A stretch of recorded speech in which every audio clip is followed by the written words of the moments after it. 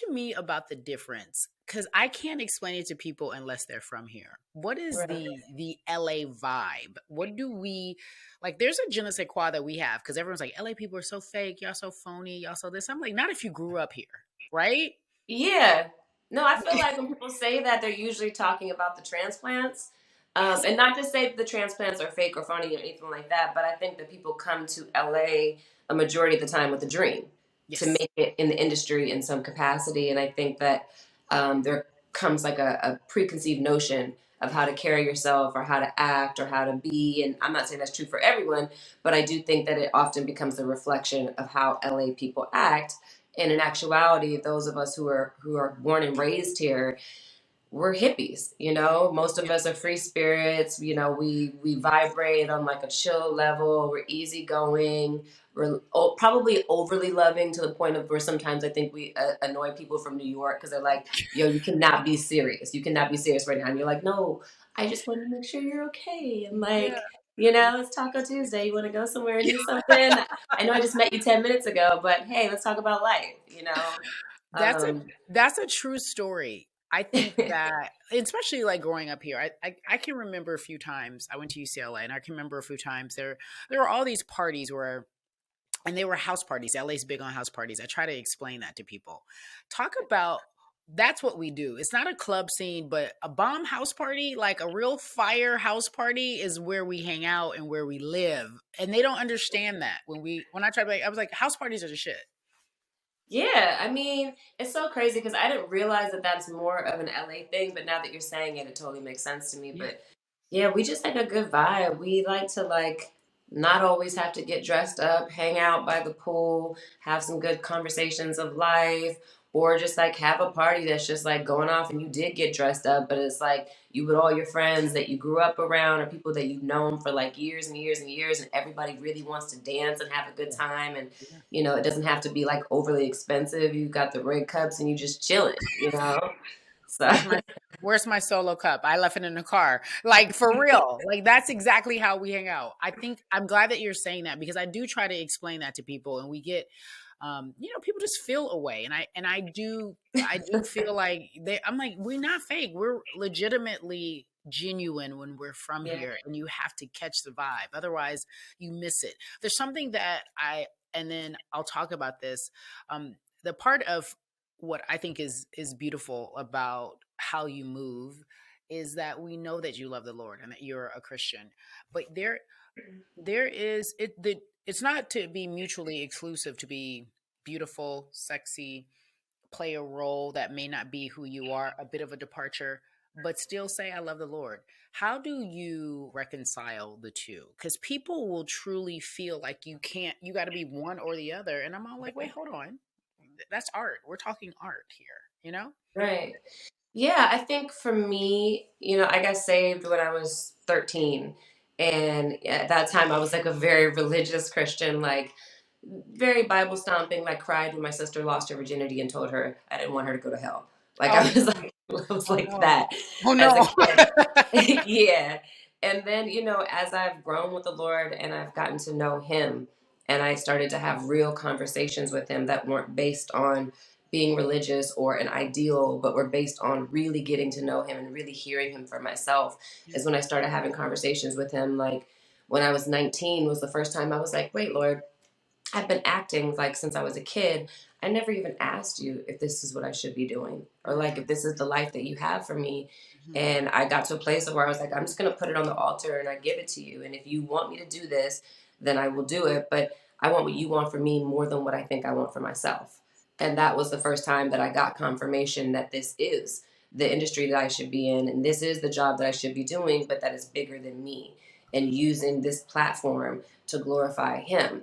However, how I glorify Him is unique to who I am. He made me all of who I am, from the way that I think, to the way that I speak, to the way that I look, to the passions that are in my heart, the things that I desire to accomplish. He gave me all of those things.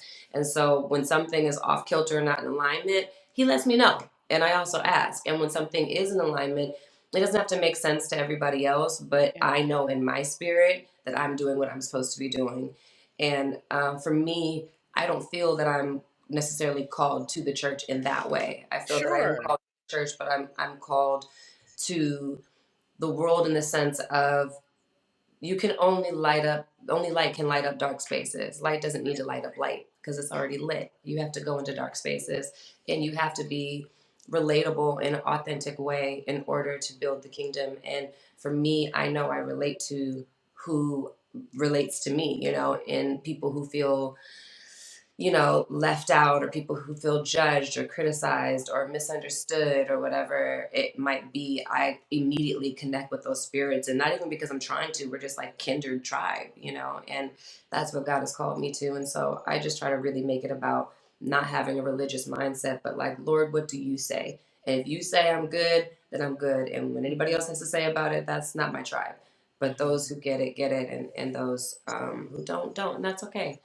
That's a sermon in itself. Those who get it, and those who don't. And that's not your work to make those who don't understand get it. Like, that's not what you're supposed to be doing. But you said something that I thought was really interesting. You got confirmation. What was the confirmation? Did it come in a roll? Did you hear God saying to you, move this way? Or was it a combination of a few things? It was the confirmation was a few different things, but the main thing was because I hear God in different ways, especially as I've gotten older, I hear him a lot more crisp and Oh, clear. wow. Wow. But at that time when I was about 19, I just felt like a settling in my spirit, and I felt like God saying like, yes, this is right. But then I also felt like a curiosity of like him placing on my spirit, but like that's not it. Like this is not the bottom line. That's not the Yeah. answer. And so when as I went along through my 20s, I just felt God in certain seasons saying, I'm going to reveal it to you. I'm going to reveal it to you, but you'll know it as you experience it and you'll Yeah. feel it. And so when I connected with younger women, when I connected with people who've been through things that I've been through that I haven't necessarily spoken about publicly yet, and one day I will whenever God tells me that He wants me to, but um, when I connected with just like outcasts and people who just feel left out, especially left out of the church or left out of whatever it may be. My whole life I've been set up for that. I grew up in a predominantly white neighborhood. I dealt with a ton of bullying, a ton of racism, Mhm. and that kind of stuff continued as I got into the industry, continued after I got married, continued after just certain seasons in my life. So I realized that that's actually a part of my calling, and I'm set up to be there in a way, as kind of a light that like you're good. If you are being challenged in that way, then know that God has something really, really special for you. And He Yeah. does give the toughest battles to His strongest soldiers. And He does have purpose in every bad thing that happens, Oof. seemingly bad. So, yeah, I just kind of felt in every season, I feel like it gets revealed to me a little bit more. He gives the toughest battles to the soldiers he knows that can handle it. By the way, that's a word for somebody, myself specifically, especially if you're going through something. You talked about being bullied. So I read, and by read, I mean my researchers, shout out to Henry and Peyton. They said that you grew up in Panorama, well, born in Panorama, but grew up in Santa Clarita, which Mhm. was Canyon Country. And you Yeah. talked about being bullied. Is that accurate? Those places? Yeah. Or the okay. And what did the bullying look like? And why were you bullied? That's interesting. Mainly for being black. I would have people like in the neighborhood tell me like, "Oh, you're not supposed to be here." I had neighbors. I couldn't walk past the sidewalk. I couldn't step foot on their property at Mm. all. I had a fifth grade teacher who hit me.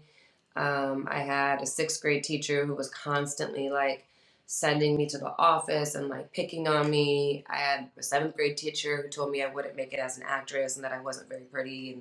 Oh, And then there were just girls in school that were hell bent on just like, touching my hair. And a few fights that I got into were like those girls tried to restrain me while somebody else tried to beat me up. Just stuff here and there. A lot of the N word being thrown around by people who are not black. Yeah, it was just a lot of like racism, or like, I mean, to the point of like someone getting out of the pool because you're in the pool. that's It's interesting. crazy. That's for you to say that, and I would think, especially growing up in California, Southern California, I couldn't identify racism overtly. and maybe you had, because look, I grew up in Pasadena and I was in LA a lot, but maybe you had to be further out in neighborhoods where there were no blacks, right, for you to be able to see it, because I feel like it's really hidden here, not so much as of late, but I feel like it's hidden. And for you to experience that, of course, as an adult outside looking in, it just sounds like jealousy, like people were jealous and they didn't want you to Mm. succeed. When did you realize more specifically that you had a talent and that people liked looking at your face and that you were beautiful and you were set apart? And by the I, way, that's an ongoing lesson, I'm sure, but I'm just saying, like, when did you know that you're like, I'm set here to do this? What moment was that? I think I always was I don't know why I was such a confident kid. I always had the attitude of like, you don't see it, but I'll show you one day, you know? And but I also kind of had that insecurity of like, nobody really looked like me where I grew up, except for my sister and my mother. And it was always like, well, maybe I should look like this, or maybe I should look like that, or I have a crush on this boy, but he doesn't like me because I'm black, or because of my hair, or because of this, or whatever. And so there was always like the insecurity, but like the overconfidence kind of like meshing with each other always. And I think in terms of acting, like, I wanted to be like a good dancer, or like be on the dance team, or be a cheerleader. And none of those things I would ever make, and I would never get chosen. And so acting for me was really kind of an outlet in a place where I Mm, could find something that I had ownership over and I felt confident doing. And it wasn't until probably until I was around like 16, 17 that I started realizing that what you do in the world is directly connected to how God wants to use you in some way, you know? And so that's when I started being intentional about like, okay, well, I'm not going to do this, I'm not going to do that. And then I think around 19 was the first time that I realized this is, I get to be here. mhm, I'm a good actress, but like mhm, there's a million great actresses. I'm a pretty girl, but there's a million pretty girls. I get to take up space here because God has allowed me to take up space here. And because of that, I know that it's bigger than me. And it's not about being a celebrity or being famous or whatever that means. It's about using what He's given me as part of my purpose and using it in the world however He instructs me to.